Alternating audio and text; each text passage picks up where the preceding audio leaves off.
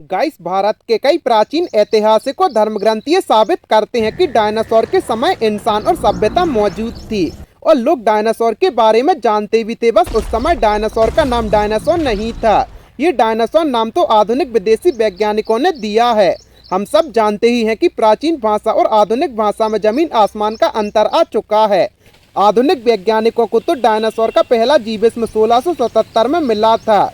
Robert plot को 1677 में dinosaur की पहली हड्डी मिली थी, लेकिन तब किसी वैज्ञानिकों को ये पता नहीं चल पाया था कि ये किसकी हड्डी है। यानी विदेशी लोग या कोई भी आधुनिक वैज्ञानिक डायनासोर जैसे किसी प्राणी के बारे में कुछ भी नहीं जानते थे। लेकिन 12वीं शताब्दी में सूर्यवर्मन द्वितीय द्वारा बनाया गया विशाल हिंदू मंदिर अंकोरवट मंदिर, जिसकी दीवारों पर हिंदू ऐतिहासिक ग्रंथों के प्रसंग में बहुत सारे चित्र मिलते हैं। इन्हीं चित्रों में डायनासोर के अलग अलग चित्र भी मिलते हैं। इन चित्रों में असुरों और देवताओं के बीच समुद्र मंथन, रामायण और महाभारत के दृश्य भी दिखाए गए हैं। गाइस, इसका मतलब कि आधुनिक विदेशी वैज्ञानिक द्वारा डायनासोर की पहली हड्डी खोजी जाने से बहुत पहले के लोग ही डायनासोर के बारे में अच्छे से जानते थे।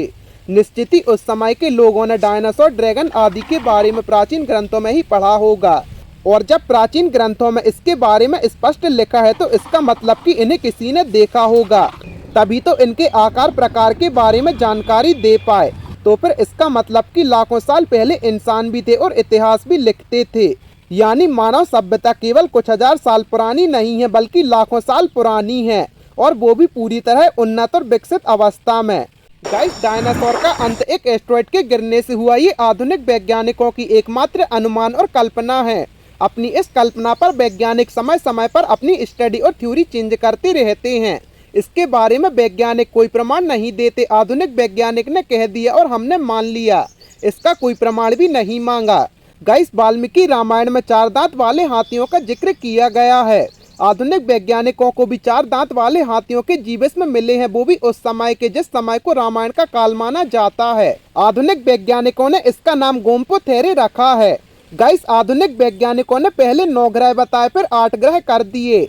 कल को वो 7 या 10 ग्रह भी कर सकते हैं। कुछ साल पहले इन्हीं लोगों ने चंद्रमा के जन्म की अपनी ही थ्योरी चेंज कर दी थी।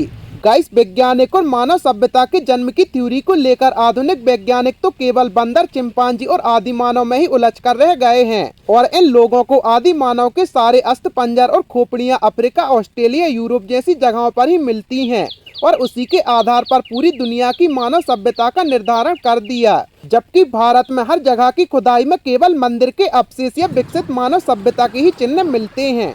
गाइस, रामायण काल में इसका उल्लेख है कि उस समय चंद्र तारे के साथ साथ आकाश ग्रहों से भी प्रकाशमान रहता था। भास्कराचार्य के समय से बांस से बनाई गई दूरबीन से ग्रहों को आसानी से देखा जा सकता था, जिससे भास्कराचार्य खगोल विज्ञान का अध्ययन करते थे।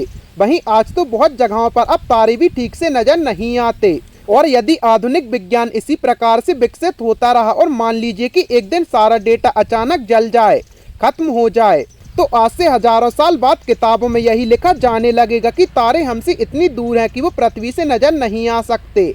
और फिर यदि उस समय कोई व्यक्ति कहेगा कि पहले के समय में तारे आसानी से नजर आते थे, तो शायद उस समय के लोग उस व्यक्ति की हंसी उड़ाकर कहेंगे कि ये सब अंधविश्वास है, कल्पना है, ब्रह्मांड की चाल है, नहीं तो आज नजर क्यों नहीं आते।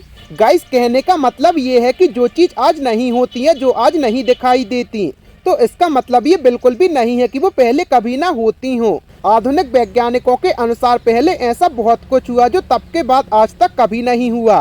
गाइस, आपका इस बारे में क्या राय है, हमें कमेंट सेक्शन में जरूर बताएं, और ऐसे ही अमेजिंग फैक्ट्स के लिए अपने चैनल को सब्सक्राइब करें।